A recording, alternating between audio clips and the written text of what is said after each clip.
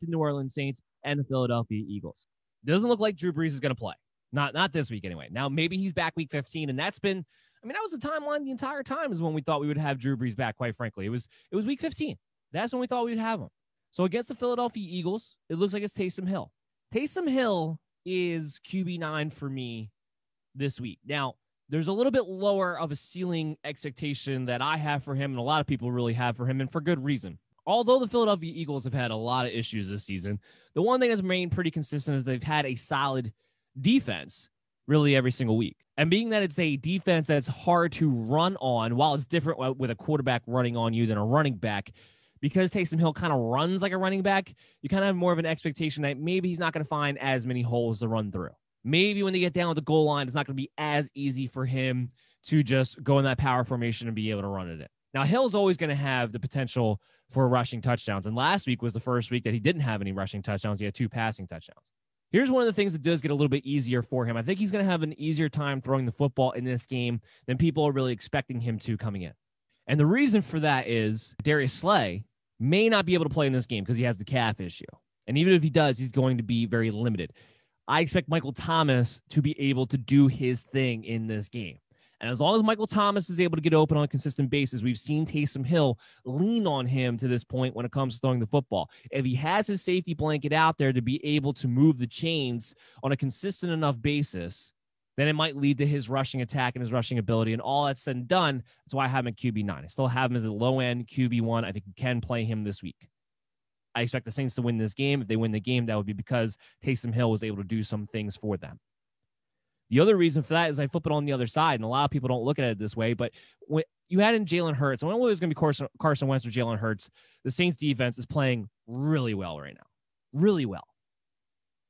They're just matching up. They're healthy. They're getting a pass rush. The only guy who might be banged up in this game is Patrick Robinson for the slot receiver, but they're playing really well. No one's having an easy time right now. The Saints defense is back to what we thought it was going to be coming into the season. So whether it's Carson Wentz, whether it's Jalen Hurts, and of course it's going to be Jalen Hurts this game, I don't think the Eagles' offense is going to have much success, which also bodes well for Taysom Hill, because if the game script doesn't get out of hand and it stays in the favor of the Saints or it stays close, then Hill will be able to run and do a little bit of this and a little bit of that and play it safe and kind of do what he's done the past few weeks. Like I say, he has a low ceiling when it comes to his passing ability. I think we kind of understand that at this point because he's only had really success last week against the Atlanta Falcons, which everyone has success against the Atlanta Falcons throwing the football. Everyone. Except for the Raiders that 1 week. That's it. But his rushing ability maintains that there will be a floor. So that's why he's a QB9 for me this week. I think you can still play him against the Philadelphia Eagles. Alvin Kamara, who also has a tough matchup, and of course, dealing with Taysom Hill being the starting quarterback, you know that his targets are, maybe he gets 3, maybe he gets 4. It's just not how they're playing the game right now, just setting up Alvin Kamara throwing the football with Taysom Hill, the quarterback situation. So we understand that part of it. But I still have him as RB9. The big thing I saw last week, and I talked about going into that game that I thought was a possibility, is that Alvin Kamara is healthy. He was dealing with a toe issue.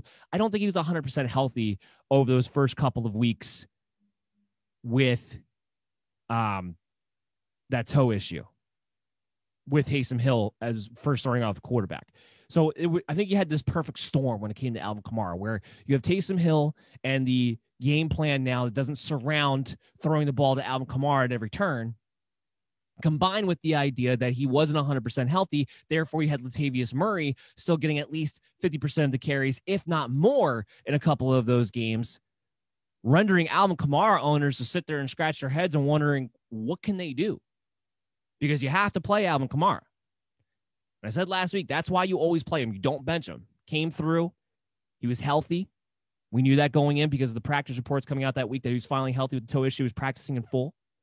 And it led to what I thought it might lead to, which is Alvin Kamara, instead of being involved in the passing game as his big way that he dominates the opportunities, he was more involved in the rushing game. He had, I believe it was 15 carries to Latavius Murray's 5. I expect that to happen again this week. The Saints are in a dead heat with the Green Bay Packers to try to get that first round bye. They have to keep winning these games. They're going to lean on a healthy Alvin Kamara in the running game to do so, more so than Latavius Murray. So I expect Kamara to get most of the carries in this game, and therefore he will still lead the way in the opportunities total for the running backs. Not a great matchup, I agree. But Kamara's a different kind of cat. Kamara's a different kind of running back. He's got an extra gear that most people don't. And if the Eagles wind up having their backs broken because Jalen Hurts isn't able to give them what they're hoping for offensively, we might see Alvin Kamara kind of grind this game out a little bit at the end. So I'm still playing Alvin Kamara. I'm still expecting low-end RB1 performance out of him. But you can put him in the same line with your roster construction that we've talked about over the past 2 shows now with the guys like Josh Jacobs and Dalvin Cook and Nick Chubb, guys that might have lower ceilings than you would normally expect out of them as part of your roster construction and other places of having to take some shots. Kamara can fit that mold as far as that lineup construction goes for you this week. But I'm playing him and expecting an RB1 performance. Michael Thomas, we talked about him a little bit as far as why I think Taysom Hill can still be a QB1. Obviously, that means I think Michael Thomas is going to have a pretty good game. I have him as wide receiver 9 on the week as well. I have him as a wide receiver 1. The only guy I'm not going to play is Jared Cook. He's just not involved enough. The passing attempts, the volume's just not there enough. I know he scored a touchdown, but I'm not going to play Jared Cook here. He just hasn't been enough of a factor really all season long. And at this point, I think we kind of been able to figure out what streaming tight ends are really out there and available to you guys. And a lot of them have much higher floors and much better ceilings than a Jared Cook. So let's move over to the Philadelphia Eagles side of the ball. Let's talk about Jalen Hurts and what that does from a fantasy perspective for the rest of this offense.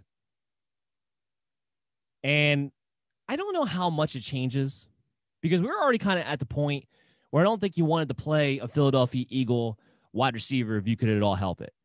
I don't think we were at that point anyway. It's, do you want to play Miles Sanders, and what tight end can you trust? And I'm a little worried.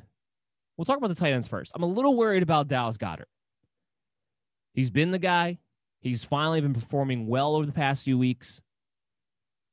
But Zach Ertz came back. His first game was last week. So we expected him to kind of be limited to some capacity, and Dallas Goedert was still playable, and Dallas Goedert still had a good game.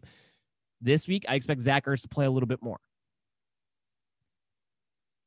With Jalen Hurts, a new quarterback, there's also going to be a new report. Now, the tight ends, as far as this offense is concerned, aren't going anywhere as a unit.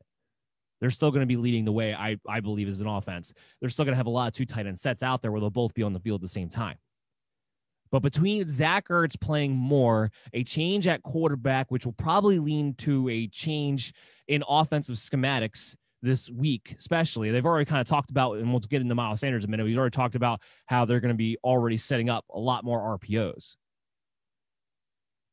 A quarterback in Jalen Hurts, who I don't think is a very good quarterback. I don't think he's very accurate. I think he is a career-long backup when they drafted him in the first place. I don't think he's the answer. I don't think he's a franchise guy. And against the Saints defense, I think he's really going to struggle. I think his offense is going to struggle. So I don't know if you have a better option than Dallas Goedert at the tight end position right now, especially since you've been leaning on him to get to this point. But what I am telling you is that I have very low ceiling expectations when it comes to all of the skill players involved. Now we move into Miles Sanders. He's RB27 for me this week. So if you want to play him as your flex, you can do so. But no one's been able to run the ball successfully against the Saints. And the only reason I even open up the idea that Miles Sanders can even still be in your lineups, because frankly, I was this close away from saying that Miles Sanders cannot be started, period, this week. He wasn't even going to be my top 36. The only reason I moved him into 27 and made him at least a flex consideration in a matchup against the Saints, where the Eagles' offensive line has been completely horrendous all year long, and I don't expect them to get much of a push in this one, is because of Jalen Hurts' legs, the RPO action. The mobile quarterback, typically speaking, finds a way to get the running back a more efficient, better looks than they normally would, even when they have bad offensive lines. It's the only reason I moved Miles Sanders into an RB3 situation. Otherwise, I don't even know where I play him. And even now, I would still look at what your options that you have in front of you are. Miles Sanders is not a must play to me this week. He's in the flex conversation, but he's not a must play. Maybe things change with Jalen Hurts at the quarterback position, and I think that's what you have to tell yourself if you are going to play Miles Sanders this week. But he's got to get more involved in the passing game. He's got to be more of a bell cow guy like he was at the end of last year, where people fell in love with him and were, riding him. He hasn't been that guy. Boston Scott's been getting involved. Jordan Howard, who they newly acquired, has been getting involved in short yard situations now. But the biggest thing is that he hasn't been getting the ball targeted to him, which makes no sense. Carson Wentz has been horrible this year, but it makes no sense from an offensive standpoint not to make Miles Sanders a featured weapon in the passing attack when you have a terrible offensive line, and getting the ball out of the quarterback's hands quickly needs to become really a staple of the offense right now.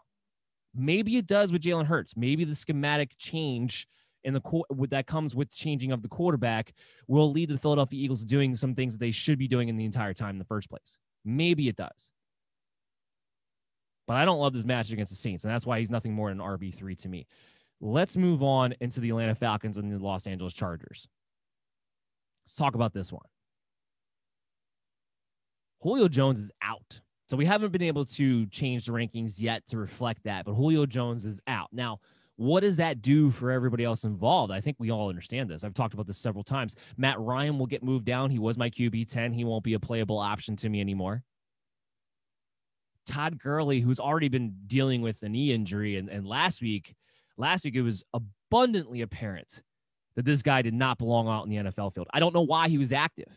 He shouldn't have been. No reason for it. So I don't know how much you can trust Todd Gurley, even though this is a good matchup on paper against the Chargers. He's still going to have the goal line work. They proved that last week, even on what's clearly only one knee right now. They were still willing to give it to him inside the 5. But he looked like he couldn't even get back to the line of scrimmage. So I don't see how you play Todd Gurley in this game. I have him at RB20. I'm probably going to be moving him down. I had him at RB20 on the idea that if he practiced in full this week and gave us some kind of indication that he was a lot healthier than what he was last week, that maybe we can expect the Todd Gurley that we've had for majority of the season, which is a guy who gets you 50 to 60 yards, but a touchdown or 2 possibly. But now with Julio Jones out, I question how much his offense is even going to be able to do, even against the Chargers, who are a lot better than what we saw against the Patriots last week. So that's why I don't want people overreacting to that too. Like, oh, well, the Chargers just got blown out. Their defense was nothing. It's mostly special teams. It's mostly crazy situations that led to that 45-0 defeat. They're better than that, especially the defense. And now with no Julio Jones with the Atlanta Falcons, I think they're going to get a chance to prove it here in Los Angeles. So the only guy I'm playing with confidence on the Falcons is Calvin Ridley. Now, right now, I have him at wide receiver 20. Obviously, with Julio Jones out, he'll move up for me a little bit, but he's still going to probably be more of a high-end wide receiver 2 than a low-end wide receiver 1, because the Chargers have been very, very good against wide receiver 1s and the opponents. Hayward's been good. And with Harris being back, that's why I don't think Russell Gage is going to be able to be anything with Julio Jones out. And we know Hayden Hurst, who I did have as tight end 9, we know that he doesn't perform well when Julio Jones is out. Mostly because Matt Ryan doesn't perform well, but it's not like he gets extra targets or featured in any kind of significant way when Julio Jones goes down, which makes no sense, but that's what we've seen time and time again so far this season. It's just amazing how a wide receiver in this offense just affects so many things. Usually, you're talking about the entire team taking a step down if the quarterback goes down. With this offense, it's does Julio Jones play or not? It's crazy how contingent this offense is on him being active. So Calvin Ridley might be the only Atlanta Falcon that I actually want to play this game. And even then, I would have a lower ceiling expectation for him. We move on to the Chargers side of the ball. Things are going to bounce back. Like I said, they're a better team than what we saw last week. This is the Atlanta Falcons. Justin Herbert, who you've leaned on to be a QB1. If he didn't knock you out of the playoffs last week with that poor performance, you fire him up with confidence this week. All you can do is throw on the football on the Atlanta Falcons. That's all you can do.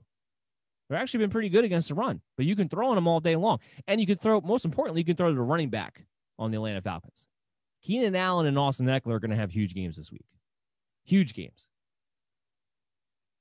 But Herbert's my QB5. I'm firing up as an elite QB1 option with confidence this week at home against the Atlanta Falcons. Austin Eckler, RB10. With one heck of a floor because I know he's going to get double-digit targets. Keenan Allen, my wide receiver 4 this week. Great matchup. He's going to get double-digit targets. The volume is just going to be there.